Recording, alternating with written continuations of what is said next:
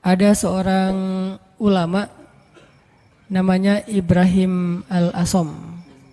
Kalau pernah dengar. Beliau disebut Al-Asom itu karena emang beliau orang yang sangat terjaga. Ibrahim Al-Asom ini ulama miskin pengen haji. Setiap ada orang yang berangkat haji, beliau kayak ngucapin selamat gitu, terus melepaskan.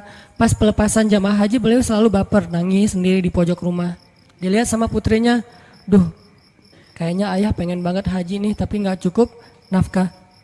Anaknya yang putri yang paling sulung nanya, "Pah, kenapa sih papa gak haji aja?" Kata Ibrahim Al-Asom, "Nak, kalau ayah haji, terus yang nafkahin kalian siapa? Biaya haji mungkin murah, tapi nafkahnya siapa? Sementara istrinya, keluarganya gak ada yang nafkahin selain suaminya ini, orang tua." Akhirnya anaknya bilang, "Allah yang menafkahi kami. Berangkatlah wahai ayah, serahkan kami kepada yang lebih baik daripada ayah, yaitu Allah." Terus anaknya nanya, ayah itu pemberi rezeki atau pemakan rezeki?" Ini anak luar biasa nih. Ayah itu pemberi rezeki atau pemakan rezeki? Ayahnya bilang, pemakan rezeki sama seperti kamu dan yang lain. Ya kalau gitu serahkan kami kepada pemberi rezeki. Berangkat wahai ayah. Beneran. Ibu gimana? Udah ibu biar aku aja yang ngobrol sama ibu mah. Biarin ayah berangkat haji, nanti biar Allah yang jaga kita. Setelah dibujuk akhirnya setuju. Berangkat nih Ibrahim Al-Asom. Berangkat. Di tengah jalan berdoa, "Ya Allah, saya titipkan keluarga saya kepada Engkau. Engkau sebaik-baik yang menjaga, yang memelihara. Saya aja Engkau pelihara, apalagi keluarga saya." Akhirnya berangkat.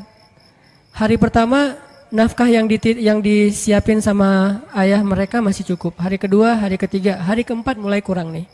Udah nggak cukup makanannya. Rotinya habis. Cuma ada air putih doang. Korma udah habis. Mulailah ibunya mengeluh. Ngeluh kepada anak yang perempuan, "Nih gara-gara kamu nih. Gara-gara kamu akhirnya ayah berangkat. Terus kita gimana, nasib kita gimana, dan seterusnya ngeluh." Anaknya nanya lagi kepada ibunya, "Mah, ayah kita itu pemakan rezeki atau pemberi rezeki?"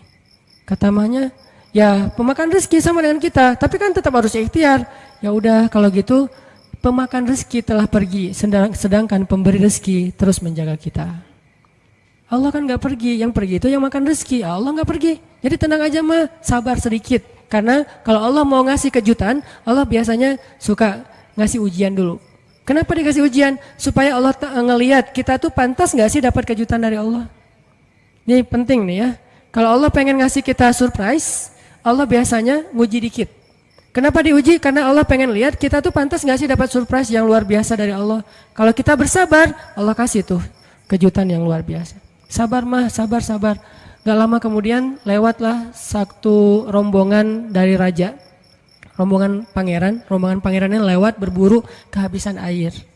Akhirnya ada satu pengawal datang ke rumah Ibrahim Al-Asom, ngetuk pintu minta tolong diberikan air. "Assalamualaikum." "Waalaikumsalam. Saya rombongan pangeran, kita kekurangan air, boleh minta air dari sumur kalian?" Kata istrinya, "Boleh, silakan ambil aja sesukanya." Air berlimpah, akhirnya ngambil, dibawa ke pangeran. Sampai di rombongan pangeran ini mereka minum, airnya manis. Nggak seperti air sumur yang lain, kayak dikasih gula gitu, manis banget airnya. Ini air kok manis? Akhirnya pangerannya heran, "Nih kamu dapat dari sumur mana sih kok airnya kok rasanya manis dan segar gitu?" Kayak es teh manis lah pokoknya ya. Airnya manis, segar, habis makan warung Padang kan es teh. Akhirnya mereka balik ke rumah itu, tanya, "Ini rumah siapa?" "Ini rumah Ibrahim Al-Asom." "Oh, Ibrahim Al-Asom selebgram itu gitu." Kan terkenal Ibrahim Al-Asom waktu itu jadi selebgram, semua orang tahu, tapi nggak tahu wajahnya, cuma tahu namanya, nama besar lah ya. "Oh, Ibrahim Al-Asom ulama besar itu ahli tasawuf." Ya, seperti yang orang-orang sering ngomong-ngomong. "Oh, kalau gitu kami merasa terhormat bisa minum air yang berkah dari rumahnya Ibrahim Al-Asom." "Wah, ibu kemana?" "Ibrahim Al-Asom lagi berangkat haji." "Apa yang kalian butuhkan?" "Allah yang mencukupkan segala kebutuhan kami." Kan harga diri ya, nggak mau mengemis. Akhirnya pangeran ini ngomong ke semua menteri, "Keluarkan semua barang-barang berharga kalian, serahkan kepada keluarga Ibrahim Al-Asom sebagai bentuk terima kasih karena udah nolong kita ngasih air." Akhirnya mereka ngasih emas segala macam berpeti-peti gitu, taruh di rumah Ibrahim Al-Asom dan mereka melanjutkan perjalanan. Setelah mereka pergi, anak perempuan ini bilang lagi, "Mah, ayah itu pemakan rezeki atau pemberi rezeki?" "Wah, pemakan rezeki." Allah yang semangat sekarang. Mamanya udah semakin yakin. Ayahnya pulang, harta itu belum habis. Selama beberapa tahun mereka bisa makan tanpa harus bersusah payah. Nah ini artinya tingkat keyakinan kepada Allah itu setelah ikhtiar pastinya memberi kita kejutan-kejutan yang kita nggak pernah bisa ngebayangin. Nah dalam hidup kita kadang-kadang harus berani bertaruh karena Allah.